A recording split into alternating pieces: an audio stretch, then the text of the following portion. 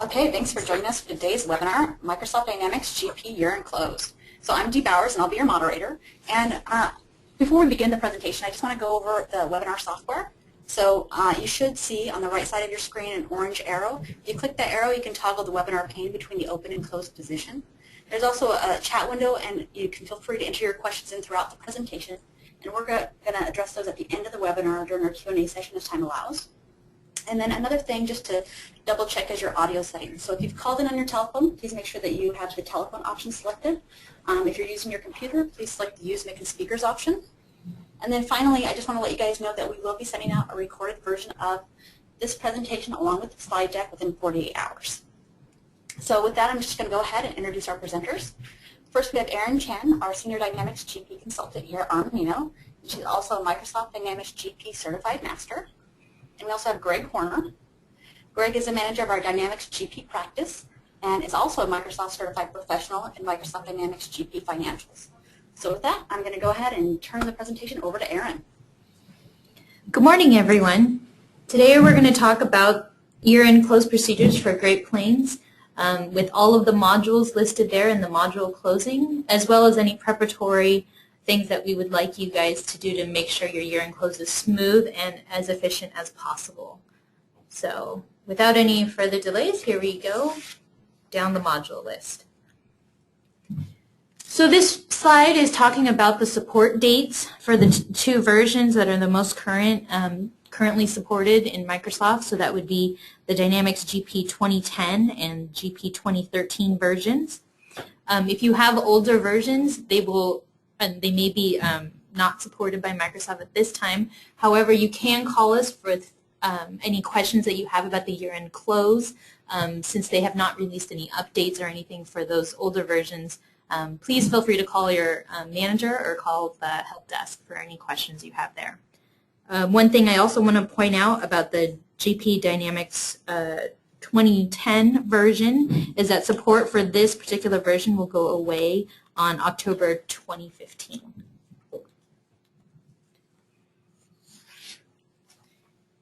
Next here we have a sample checklist for the year-end close procedures. It's a good idea for everybody in the organization to understand the timeline and the processes that are involved in the year-end close. So we do have a suggested order of modules to close your year-end.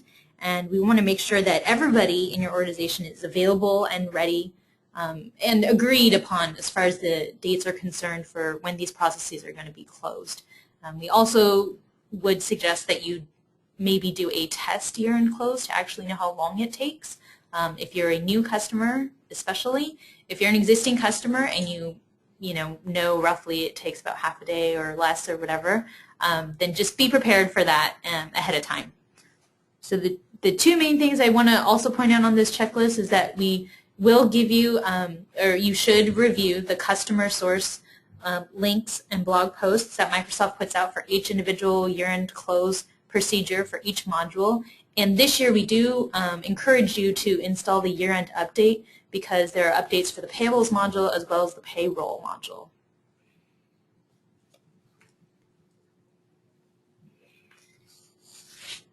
In this slide here, we are indicating the link that you can go to get the year-end update. This is all-inclusive of Service Pack 2 and 1 for GP 2013. There is also one for GP 2010. So if you need assistance on updating your GP software before the year-end close, please contact our help desk and schedule some time with us, and we will help you walk through that scenario. These are some of the following topics that were included in that year-end update. Again, for GP, we have some updates to the fixed assets module as far as the luxury auto depreciation changes. We have updates to the forms for both the 1099 miscellaneous dividend and interest forms, as well as alignment adjustments for the 1096 form. So these are all important things for people that are on GP and perhaps not using payroll at this time. Greg will address the other topics when we get to the payroll section. So it's really important and that we urge you to go ahead and do the update for the year end this year. So now we'll get into the more specific module closes for the year end. These are the types of activities that we would like you to do during the year-end close for the sales process. You will post all the sales invoices, all your cash receipts and credit memos, process your commissions reports, run your reconcile for the sales module, and you want to make sure, as far as the timing is concerned, that you close this series, the sales series, as close to the fiscal year end as possible and as close to the calendar year end as possible if your fiscal and calendar year are different. Each one of these closes will update different statistics for your customers, so we would like you to close it as closely to those particular periods as you can. In your customer class settings, we would want you to focus on the maintaining history portion of the window down there on the bottom left-hand corner. So in GP, we encourage that you maintain all types of history so that when you close the year for this module, you will have full access to all of your data in history. So this is showing one place that you can update that on the class level. And if we go to the next slide, you can see that this is a customer record. So over on the right-hand side under the customer maintenance options, we have the maintain history section, again on the bottom left-hand corner. Also, very important to this module is the balance type on your customers. So during the close process, for the open item customers, it just makes sure that everything transfers over to the new year, all of your open items at the status at the year end. For your balance forward customers, it actually closes out the balance for that year and puts it into the beginning balance for that customer for the new year. So those are the two main setup options that you want to review on all of your customers. You can review them by smart lists and some of the setup reports that are inside of GP. Now, during the update, the year-end close process, what it actually does is updates your statistics for the year. So in this particular customer summary view, the view is normally set by default to amount since last close. You can change it to fiscal year or calendar year and indicate the year that you want to do and click the calculate button to recalculate the data. However, this amount since closed information doesn't actually update according to the time frame. It's more along the last time you actually processed the year-end close. So the amount since last close is only as accurate as the timing of the last time that you closed the module. So that is very important if you run any of your statistics off of that particular view versus the fiscal or the calendar year, which is more date-driven and regardless of the year-end close. Similar concept with this particular window. So we have the same thing, the summary view, fiscal or calendar, and amount since last close. So again, you can choose the periods and hit the calculate button. The year-end close routine actually moves the year-to-date information into the last year's column. So all of these statistics will be updated during the year-end close process. So again, you want to be as accurate for the timing as you can be to those particular time frames. Now, the customer payment summary window, we have the year-to-date and life-to-date numbers that actually update towards the bottom of the screen there. So again, those are more statistics that will actually be picked up during the year-end close process. For the particular salespeople that you have in your organization that you are tracking data for, again, those year-to-date numbers will move to the last year's column, if you will, for that salesperson, and then start to accumulate the data for the next year on the year-to-date column. So again, this needs to be driven by the actual timing of the close. It's not actually date-driven. So again, I cannot stress enough how close to the actual year end you need to be for both of these statistics. we have more for the sales territory. Again, works in a very similar fashion.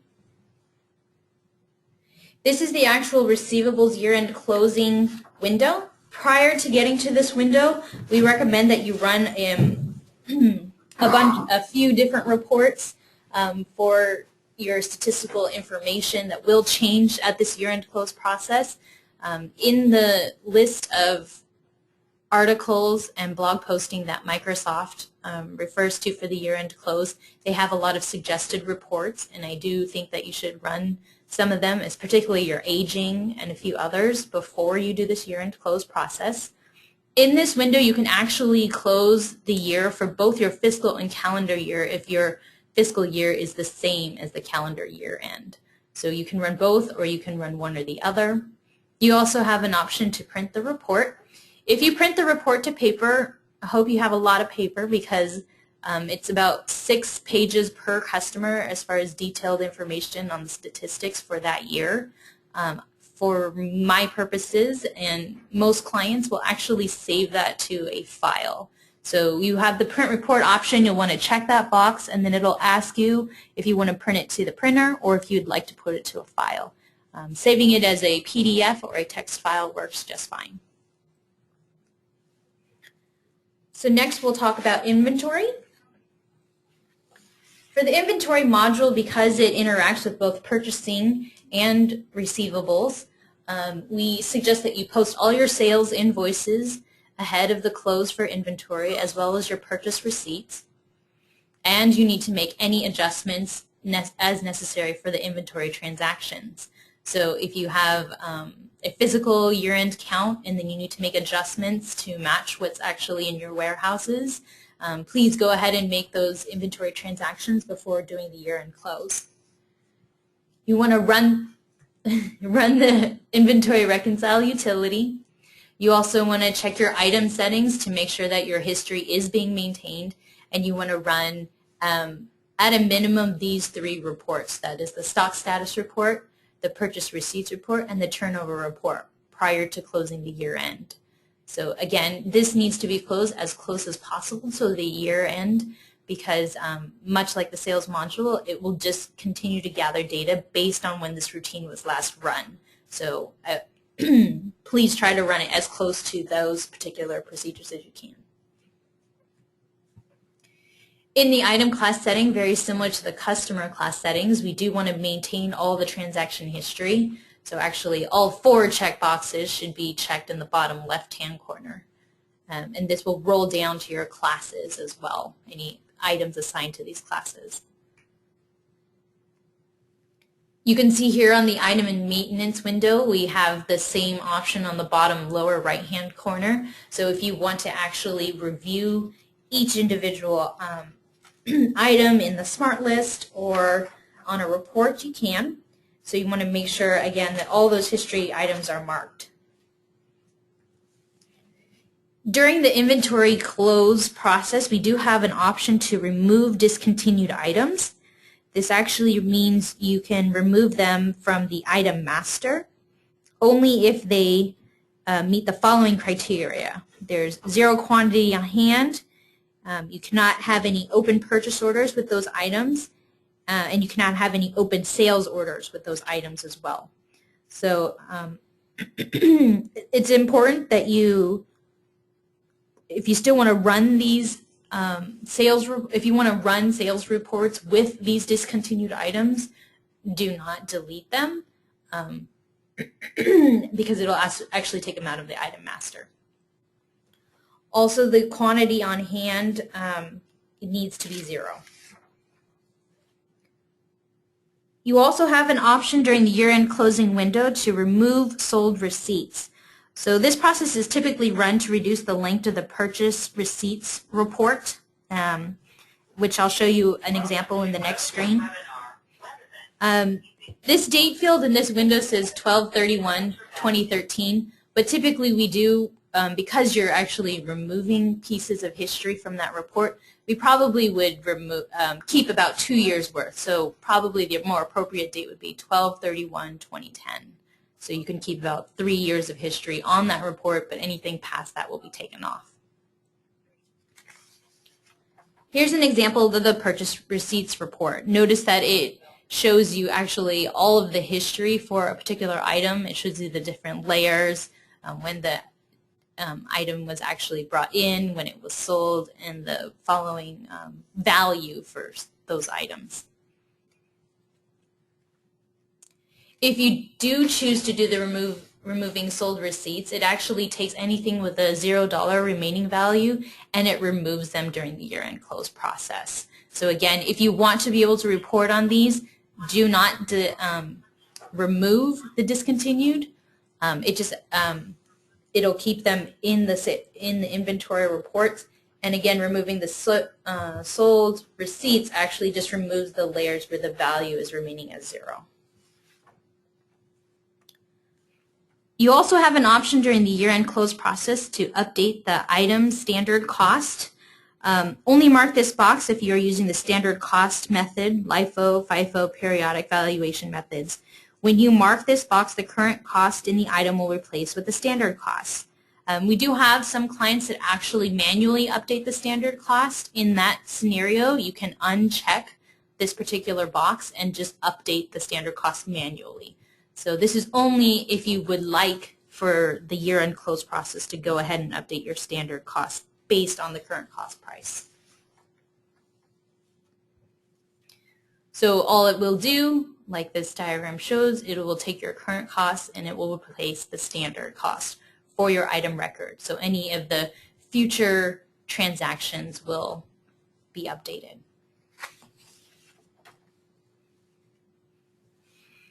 The quantity sold in the inventory module is also updated and reset after the year-end close. So it's especially important for people to close their year-end in inventory on time when you run analytics on the quantity sold for the year. If you don't run it, this report will always report the amount sold since the last time you closed inventory, and the returned quantity also is updated in a very similar fashion. So if you choose to close the inventory module, close it on time so that your sold and your returned quantities are updated. If not, then just note that it's going to be aggregate over the last time since you ran that close process. This is an example of one of the reports that we would like you to print before your close. Again, in the Microsoft articles for the year-end close checklist, they will list quite a few other reports that you can run at the same time, and run all of these reports prior to actually closing the inventory module for the year. Next, we'll move to purchasing. During the close for the purchasing module, you will want to ensure that you have the tax ID numbers for all your 1099 vendors. You will want to post all of your payables, invoices, and payments for the year, as well as any maintenance to void payments or invoices. We also recommend that you run the reconcile utility in the purchasing series. During the close of the purchasing series, you can close the fiscal year as well as the calendar year. And if they are different, you can run them separately, but please close them as close to those time frames as possible. So at the year end for the purchasing module, you'll want to print your 1099s. The filing deadlines this year for the 1099 reporting, recipient copies are due on January 31st. The IRS copies and the 1096 are due on February 28th. And then if you have an electronic filing, deadline is March 31st. So anybody who has more than 250 1099 vendors will need to file electronically. The vendor class settings for your vendor class setup, again, just like the theme of the other modules, we want to make sure that we maintain all history for the customers, for the vendor. So on the lower left-hand corner, that's the setting that you want to make sure is checked off for the class IDs. And in the vendor maintenance, you'll see the same option on the bottom left-hand corner under the vendor maintenance options window. The other thing that we want to make sure that you indicate on your vendors, especially if they are 1099, we need to pay specific attention to the tax type. If they are not a 1099 vendor, then leave it as not a 1099. If they are, then you would need to select the tax type of dividend, interest, or miscellaneous. In addition to that, you will also put down the 1099 box. So for the most amounts of the 1099, pick the box that is most accurate for that. Now, there's also a company-wide setup for the 1099s. That's the minimum value that needs to be reported to the IRS. So if you need to update that information, please do so. And that's in the 1099 setup window, which is a button off of the Payables Management setup window. So again, for each of the 1099 tax types, we have the minimum amounts on the right-hand corner. Usually these are updated with the year-end update, but if you have particular needs or changes that you want to make, then you can do that in this window. And this will determine, based on the amount of activity that you do with the vendors, if a 1099 needs to be printed out. If you need to edit the information for the 1099s for any of the vendors that you have, there is a window called the 1099 Details window. And in this window, you will choose the vendor ID. You will pick a month and a year that you would like to adjust, and then over on the right-hand corner, you will make the appropriate adjustments to the box that is needed. If you're going to update the amount for the entire year, you do not have to go month by month. You can just put it into December. It's the aggregate total of the amount is what is actually going to be printed on the 1099s. So this is where you want to go to update that information if it is inaccurate right before printing the 1099s. For later versions, version 8.9, there was a different window for that, and that's off of the vendor credit summary window. So this is the window that you will actually use to print your 1099s. It is under the routine section in the purchasing area. So in the upper right-hand corner, there is a printer icon, and that's what you'll want to print to verify the amount and the, I believe, the vendor address information as well. All the information that will print on the 1099 will come out of that particular report. So one at a time, you will choose the 1099 year and the tax type that you are going to be printing off. You'll say all for all the vendors that are needed. Again, prior to doing this particular routine, you will probably need to purchase 1099 forms because the report that prints out does not actually have the boxes in place. So you could test print 1099s to make sure the alignment is correct, and then go ahead and print it off for all of your vendors. To print that off, that's again the same window, and in the upper left-hand corner this time, when you print that button on the left-hand side, that will print out the actual 1099s. We also have the ability now in GP 2013 to print the 1096 form. Before you print out the 1099s, we want to make sure that your company tax ID is set up correctly for the company in GP. That would be under the company setup section of GP. You want to again make sure that your tax registration number is in there because your information will also be on the 1099s. This is the window for the year-end close for the payables module. Again, you can choose fiscal or calendar if they are different time frames. If they are the same, then just go ahead and click all. Again, you'll want to print out the report. Again, printing to file is probably the most efficient. You can also print it to paper, but again, realize it's about 3 to 6 pages per vendor. So you want to maybe make sure to at least print it to file. If you have more than 250 1099s that you will be printing out this year, then you will need to file electronically. We recommend using the Green Shade software, and if you would like to have more information on this, please contact our salesperson, Christina, and she will get you a quote, and we will assess what other products, maybe the 1099 forms or any other thing that you might need for this particular software. Next, we'll go to the Fixed Assets module. So for the Fixed Assets module, we want you to complete your regular year-end, actually month-end close processes. You want to print out all reports that you are used to doing during your month end, in addition to maybe some of the reports that you would print for all of the year's worth of activity in the fixed assets module. So that might be the depreciations, additions, retirement, and so on. During the year-end close process, it actually changes all of those reports and starts them over for the new year. So you do want to make sure that you print those off to paper, to file, and keep them for your auditors to review when they come to your offices. So again, I cannot stress how important it is that you run these reports prior to your year-end close. So here's an example of one of the reports. So it's showing up here on the top, annual activity for a particular fixed assets book, and you'll see the information down there below, additions, changes, and so on. So for each of the assets that you have in your system, this information will get printed off. So to close the fixed assets module, you actually need to close each individual tax books that you have created.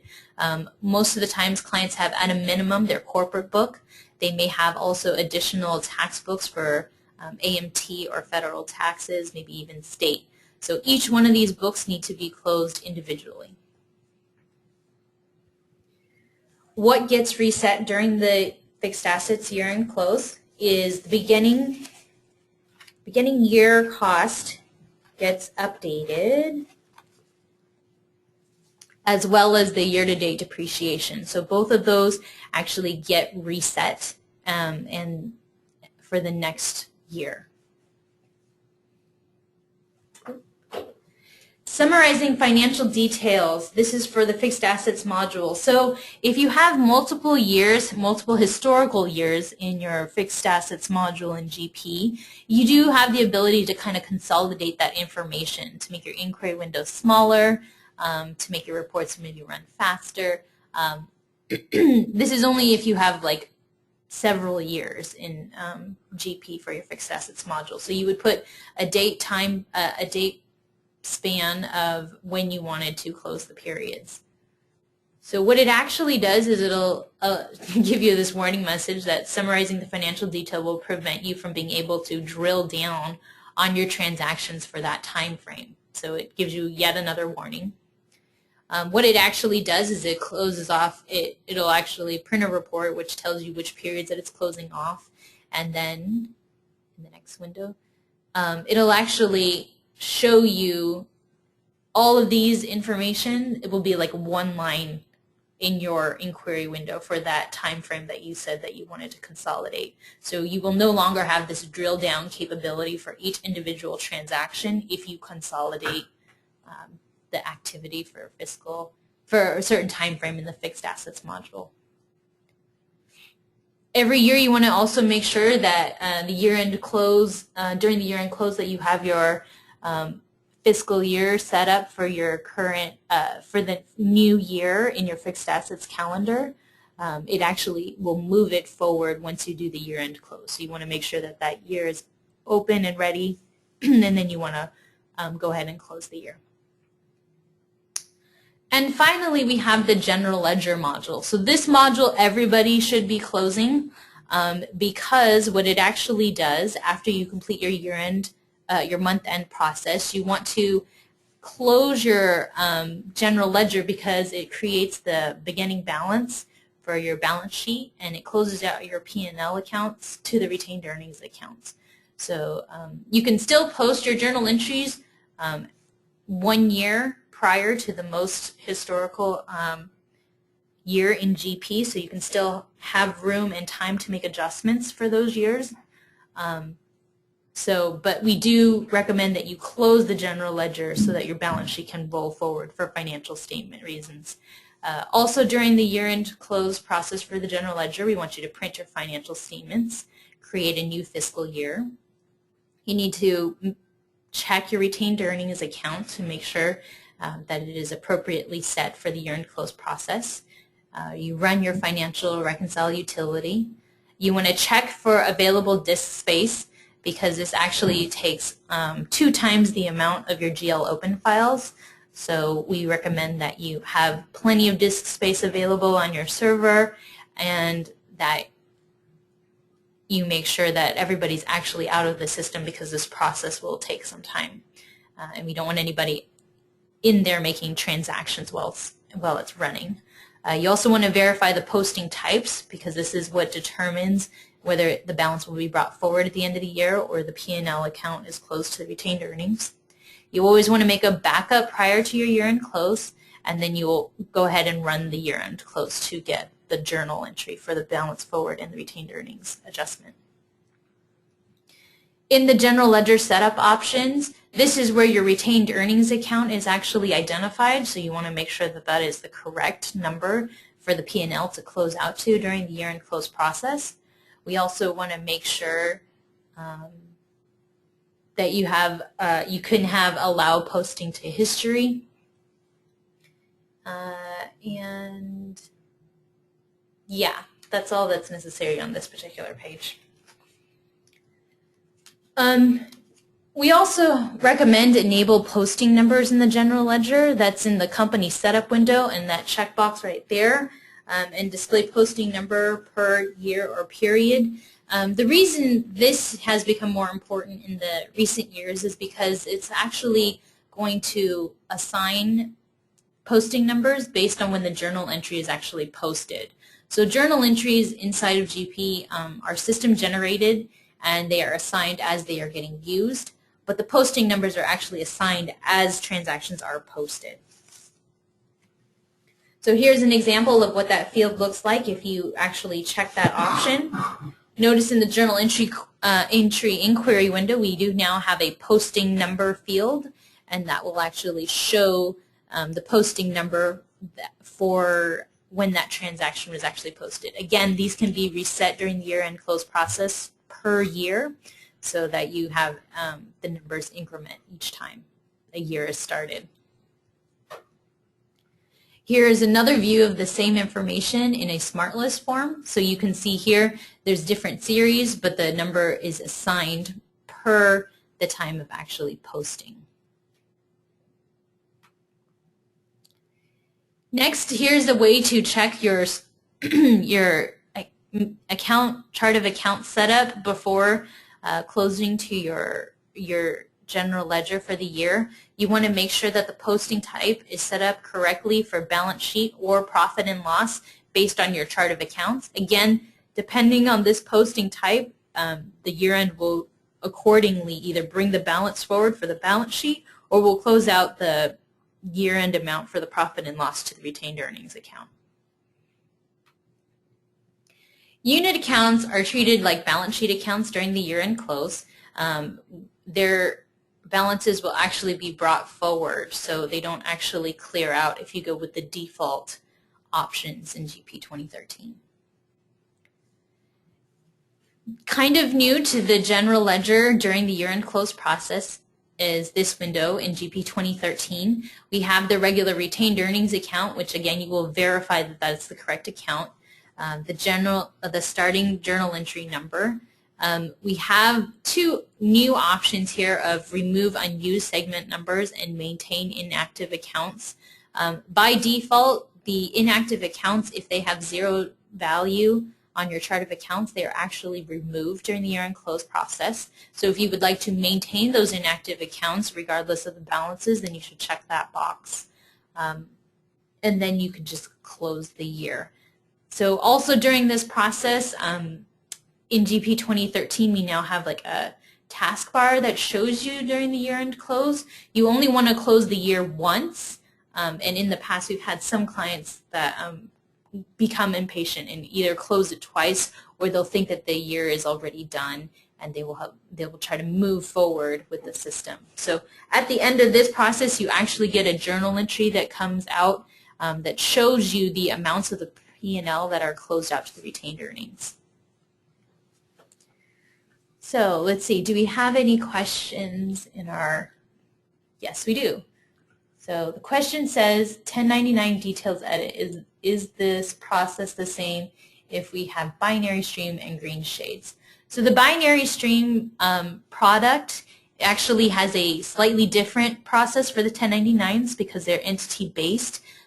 Please contact us and we will follow up with you on that particular information, and we will make sure that all of your details are there before printing the 1099s. So we'll probably do a test and we'll review your data, and then we'll make sure that you're ready to go for your 1099 information. Yes, the PowerPoint will be available within 48 hours, Dee? I think she said 48 or 20. Yeah, 48 hours. So we will have the PowerPoint available. Yeah, the recording and the PowerPoint will be available. Okay, thanks. Okay. Oh, let's see.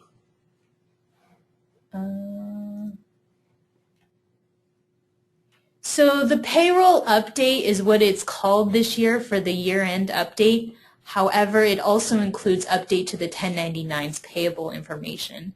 So that's why we are suggesting that people actually do the update this year.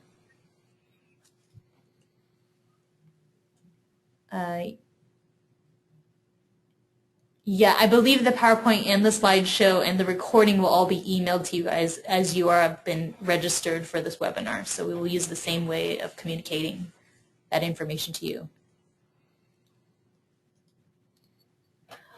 Okay, now we'll move on to Greg, and he will cover the year-end close for payroll. All right. Hope everyone's doing well this morning.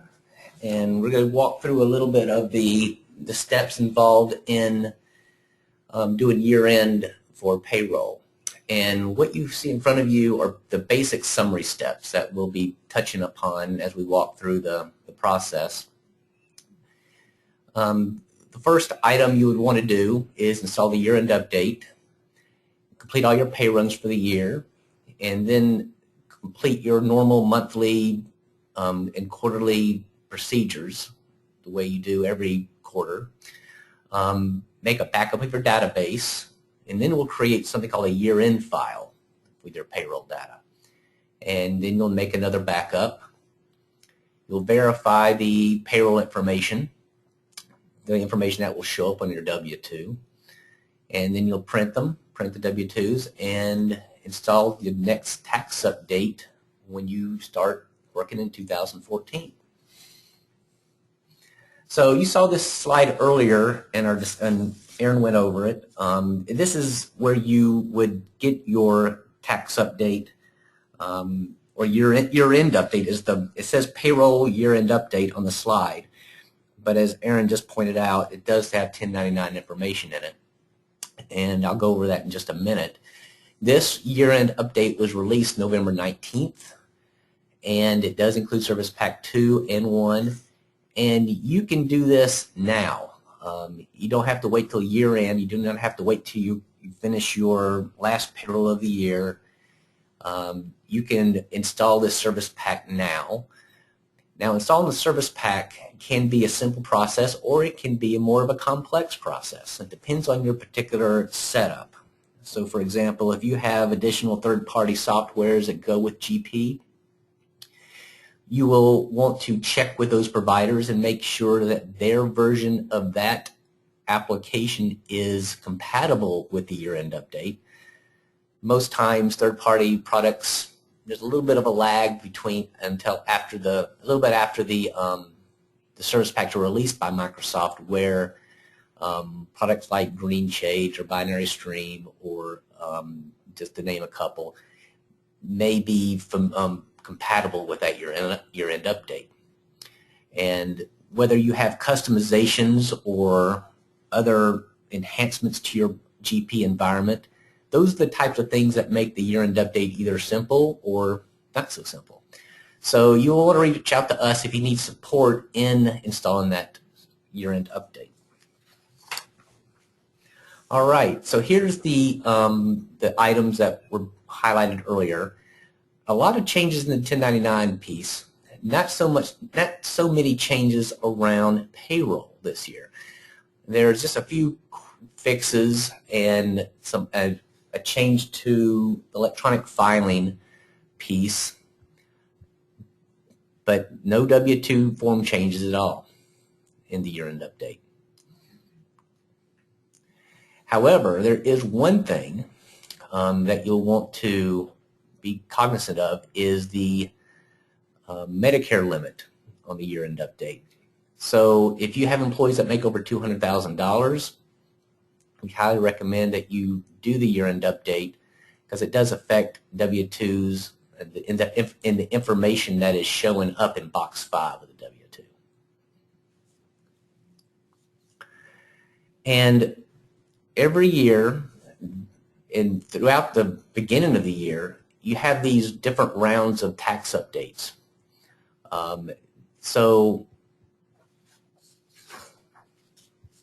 Excuse me. The next round 1 tax update will be released December 16th or is scheduled for December 16th. And the changes to that tax table will be the Social Security limit of $117,000. And the following states will have changes to their tax tables. Now this, I'm thinking that I should have said 2014 on this slide, so I apologize for that.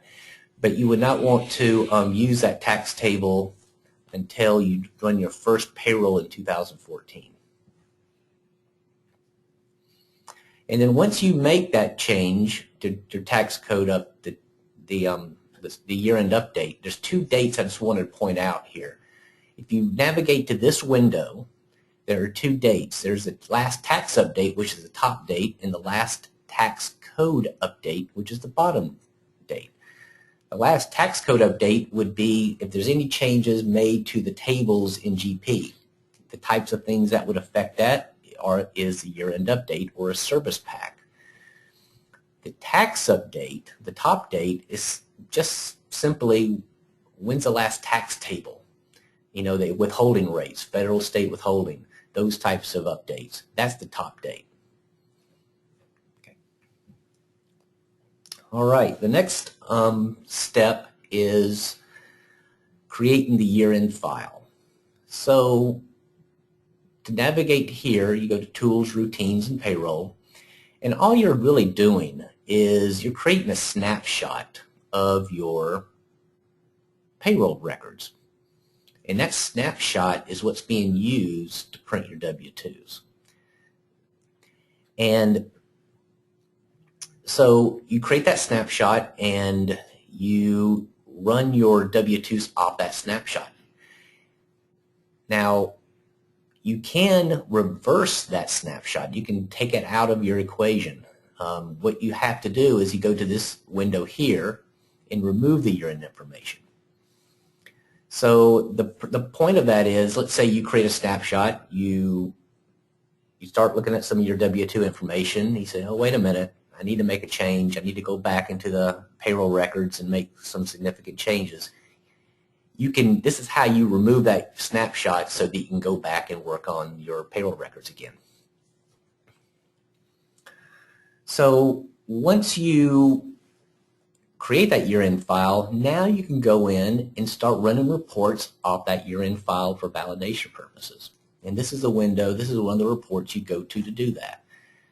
This report will give you approximately one page per employee, so it can be a significant report. And once that year-end file is created, you would navigate to this window to make any changes to your W-2s. And any change you make in here, if you have a tweak number or change an address or a social security number, anything in here, whatever changes you make here is not affecting your permanent payroll record. It's just affecting the snapshot. So just be cognizant of that. Is if you go in here and you make some edits to your W-2 information, and then you decide, wait a minute, I need to remove the year-end file and do it over again, you would lose all the changes, lose all the edits that you made here. And the circled boxes in the bottom right are just different parts of the W-2. So for example, the local box would be changes to the information regarding SDI, which in California, the state disability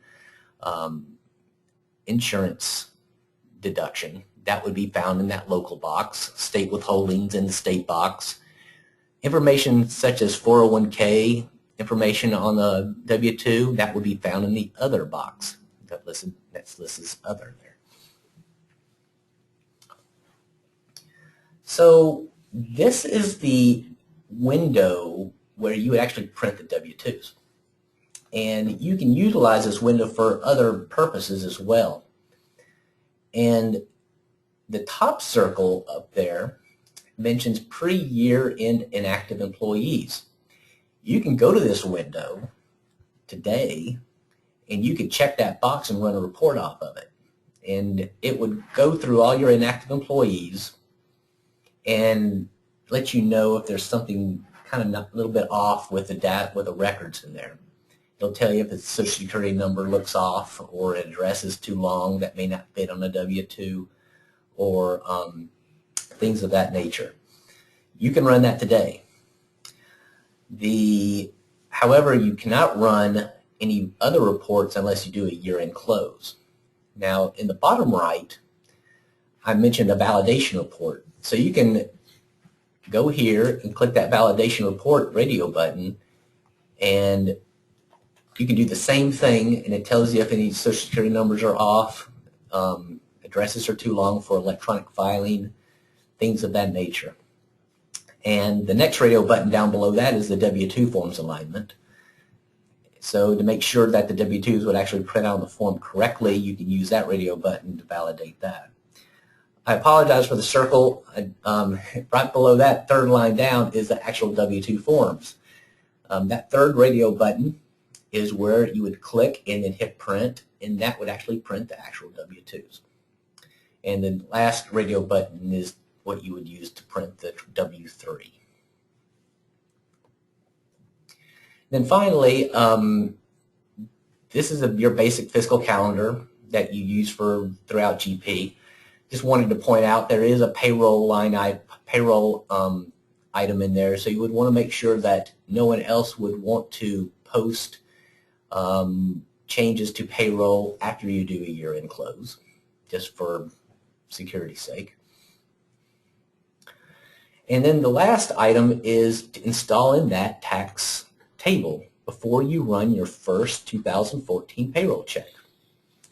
And to do that is you would go into GP, Maintenance, U.S. Payroll Updates, and then say Check for Tax Updates. Go ahead, next window. And this is where you come to. You would see this window here, and you would click Automatic, and then each of you have an authorization number, and you can acquire that authorization number from Customer Source. And what it does is it uploads your tax tables into GP. It doesn't matter which company you're logged into. It doesn't matter which workstation you're on. It is a system-wide import. And so once you import that tax table is what's going to be used for your 2014 payroll checks. So this is something I would do not necessarily right at the end of the year, but I would do this last step right before you run your first payroll check of 2014. Because you never know when you need to make a change in 2013 or do an edit. So that's why I recommend don't import this tax table until you need it, until you need to run that first payroll check in 2014. Okay, so that's kind of a rundown through the payroll piece, and so we're going to look to see if we have any questions here. Well, great. Yeah, let's go ahead, and we got one question to get started with here. So it's, what do I have to do if I run a payroll run in 2014, but now I have to make a change in 2013? Okay, so if you have to let's say you run a payroll check in 2014, and you have to make another significant change in 2013. There is a little bit of a process involved, and you can reach out to us for that, but the long and the short of it is you can actually remove your year-end file after that, even after you print a 2014 check, and you can go ahead and make changes in your 2013 records But the important thing to remember is you have to import an older version of their tax tables before you do your year-end close again. And that's the tricky part. So you would have to remove the year-end file, make your changes, import an old tax table. And you can acquire older tax tables from Customer Source. And then you would upload it. There's directions in there how to do that. And do your year-end close, and then import the new tax table again. That last slide I just showed you how you do an automatic import of 2014. That's kind of the short answer to how you can do that. If you feel a little uncomfortable, feel free to reach out to us. It is a few little steps you have to do, but it is possible, and that's the main thing I wanted to point out. All right. Well, great. So we have another one. Oh. Okay. What modules have to be closed at year-end and in what order? So the modules that absolutely have to be closed for GP during the year-end close process is the fixed assets module, the general ledger module, and then payroll if you have that in your install. The sales, purchasing, and inventory modules are all optional closes. However, we do think that you should close them if you rely on those statistics from year to year, because those will be updated during the year-end close process, in addition to your 1099 information. All right. Can you close AR in January and close GL in February? So we have another question from the webinar. It says, can you close AR in January and close GL in February? Yes, you can. The thing about closing your AR in January, we understand people have billing and things that go into those following periods. So again, yes, close as close to the year end as you can for your subledgers. As far as the general ledger is concerned, if you wait till February, then your beginning balances are not brought forward in the general ledger. So we would propose that you close them in January prior to your January 31st reporting period. So again, you can wait till February, but the beginning balances will not be brought forward for your balance sheet, so you may have to work with your reporting to get that to come in.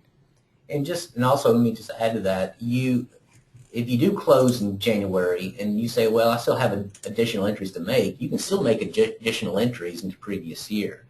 It's just that when you post it, it'll roll forward the retained earnings each time you post that transaction. So you can make subsequent journal entries into the previous year even after you close your year. There is no payroll update for GP10. So if you are in the GP10 versions or later, please give us a call, or earlier, sorry, earlier, 10 or earlier. Please give us a call and we will follow up with you about those particular changes. And authorization number, how do I get the authorization number? You can log into Customer Source to acquire it. We have it available if you are if you're one of our customers here at Armanino. We can get it for you. If you do not have access to Customer Source or you don't know how to get onto Customer Source, send an email to help@amlp.com. and we'll set you up in there. And we'll help you walk you through to get that, how you can get logged in.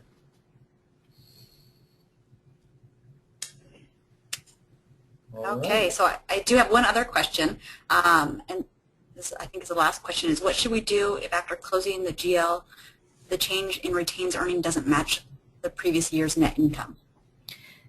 So this particular question we've had come up a couple of times. Clients will close their year end and then realize their balance sheet does not tie out because the retained earnings number is incorrect. Usually that is a result of one of your accounts not having the correct posting type. So there is an article put off by Microsoft to actually help you fix that and to go ahead and adjust your retained earnings amount. So we do have a way of fixing that, so but we also recommend that you try and get the posting setups correct during the year-end close process. Again, it's a documented way to fix it, so we will have a way to update your numbers correctly. Let's see, how are your, we have another question, how are your reversing journal entries handled? Actually, the reversing journal entry, you do need to make sure that the fiscal year is open for 2014. If you're posting a 12/31 accrual to reverse in January of 2014, you just need to make sure that the 2014 fiscal year is open, and you can go ahead and post that transaction. The 12/31 amount will be included in the year-end close process.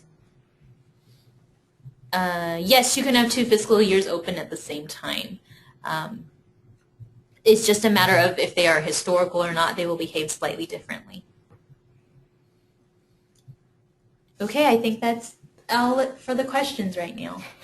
Okay, great. So if you guys have any other questions, please feel free to reach out to Aaron or Greg directly through email, and we will, again, go ahead and send this out within 48 hours. You'll have the recording of the webinar and also the slide deck presentation. And thank you so much for joining us today. There's a survey on the way out. If you could go ahead and take a moment and let us know how we're doing, we'd appreciate it. Thanks so much and have a great morning.